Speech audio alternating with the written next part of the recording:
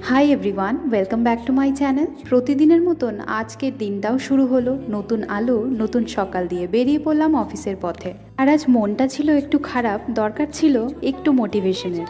আর তখনই চোখে পড়লো এই লাইনটা, action is the manifestation of thought. সত্যিই তো, শুধু চিন্তা করে গেলেই হবে না, আমাদেরকে কিন্তু অ্যাকশনও নিতে হবে প্রতিটা কাজের ক্ষেত্রে। আর আমার আফটার ব্রেকফাস্টের একটা ফিউল ছিল একটা আপেল, সিম্পল বাট ফ্রেশ। কাজ করতে করতে হয়ে গেছিলো লাঞ্চের টাইম, আর আমার আজকের লাঞ্চে কিন্তু ছিল চাউমিন। ঘুম ঘিরে ঘিরে গান ডেকে যায় আজও আছে গোপন।